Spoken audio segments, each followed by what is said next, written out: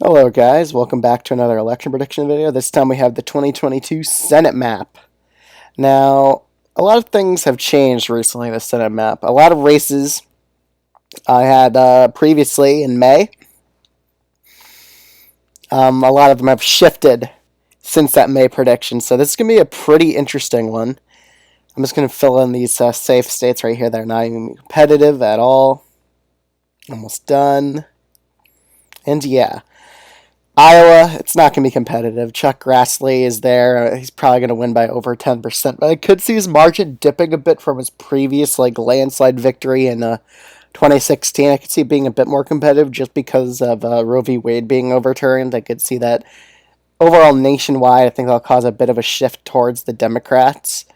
In Washington State, because of Roe v. Wade, it's no longer a likely Democratic state. I think the Democratic incumbent will win here by over 10%, but keep an eye on it. Don't completely rule out Washington yet, but I'm going to have it as solid as of the month of June.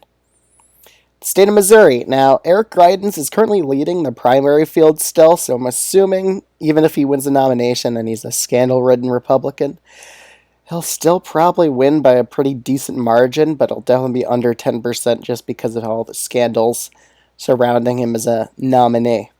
Now, the state of Florida, honestly, Val Demings, I don't think she has a real shot. You're going up against Marco Rubio. He's popular Latinos in the state. I think there's no way. It's possible he could win by over 10%, but I think it's going to be an 8 to 9% victory margin for Rubio in the state of Florida. Now, the state of Ohio, you have Tim Ryan running here. There was a poll that shows the Republican only ahead by 3 points here, but honestly, I think most of the undecideds are going to side with Republican anyway, and I see J.D. Vance winning this state by about a likely margin, 8 to 9 point victory, I would say, against Tim Ryan. I don't think the Democrats should invest that much resources into this state. Let's head to Colorado. Colorado, I also think the Democrats are going to win the state by around 7 to 8%. I don't think the Republicans have any good nominees, and in a lot of these swing states, Republicans do not have good candidates at all. The only state where that's not true is Wisconsin and Nevada. Wisconsin have an incumbent Republican, which it's always good to have an incumbent running. Get a bit of an advantage there. And in Nevada, they actually have a pretty decent front runner in the Republican primary that if he wins, honestly, you could probably flip this state in most scenarios, I would say. Let's head to the state of New Hampshire. New Hampshire, I don't think Maggie Hassan's going to be losing her seat here. I just don't think the Republicans have any good candidates, and I think she'll probably win by a 4% victory margin. In the state of Pennsylvania, recently, we know it's going to be between Fetterman and likely Dr. Oz pursuing, unless the recount changes things. But Dr. Oz is a terrible candidate to run in the state of Pennsylvania. Even some populist Republicans don't like him, and I heard a lot of populist Republicans kind of regret that Trump chose to endorse Oz out of all people.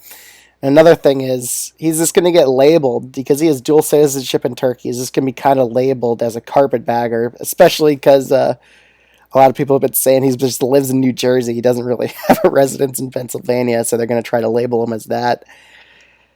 Plus, I don't think he's that all of a serious candidate compared to Fetterman, and that's why I would honestly rate this race. That's a lean Democratic seat, just because I think Fetterman it's going to do pretty strong out in the state of Pennsylvania. He won the primary by a very decent amount, while the Republican primary was kind of a train wreck with it going to a recount and it being very conflicting. Let's head to Wisconsin really quick. Wisconsin, you have Ron Johnson running for re-election. It's good to have incumbents running because they have a bit of an advantage. However, his approval ratings are pretty much highly negative. But the Democratic candidate in the race, Alex Lassery, he's not the most inspiring one. So that makes me give this race a rating of tilt Republican. It's going to be quite competitive, but you're running against an unpopular incumbent with another not that energetic Democratic candidate. So I don't think Democrats are going to be able to flip Wisconsin so far. Let's head to North Carolina. North Carolina, it's almost out of reach for Democrats at this point. The Republicans actually have a pretty solid nominee in Ted Budd, so I don't think they're going to be winning this race. And honestly, I kind of see them winning by over 5%, around a 5.5% victory margin. The polls barely show, like there's only one poll that shows the Democrat up, and that's like by 2 points. While every other poll shows him leading by 7 to 5. So I rather agree with the 7 to 5% polls in this race. Let's head to Arizona. There's a change from a last rating. I actually think Mark Kelly's going to narrowly hold on here, and nearly all the polls in Arizona, it shows him up. However, the key difference is it doesn't show him over 50%. There's still a lot of undecideds.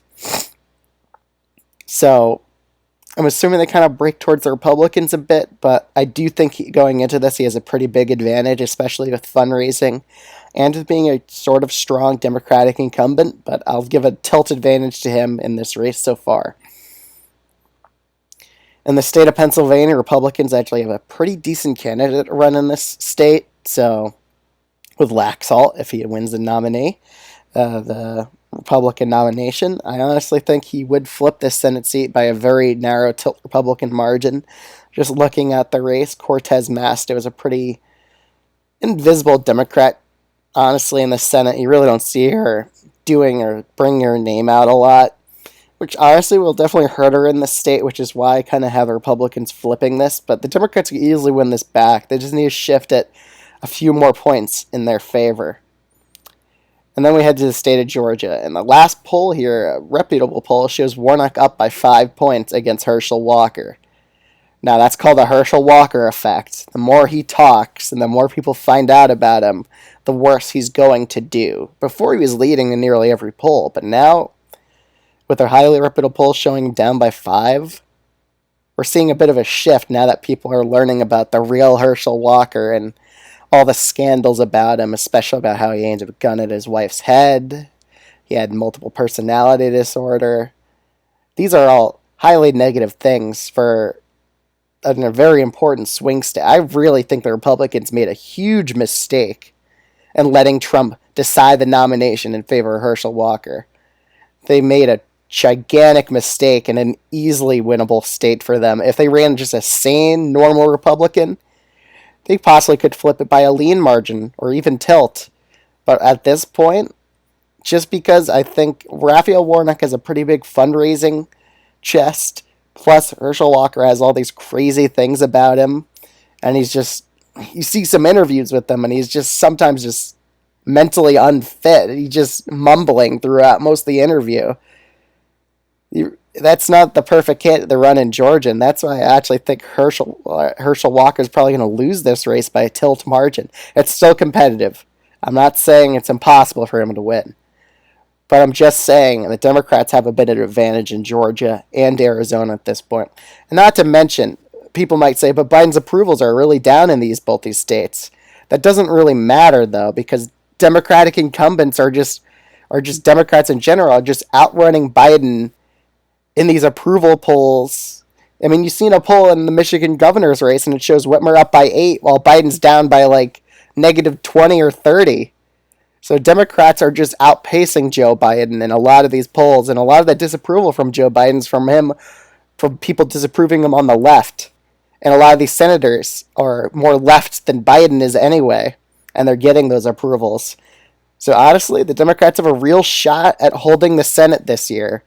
I can't believe I'm saying this, but the race, Roe v. Wade, all these shootings, they have shifted this whole Senate map into the Democrats' slight favor at this point.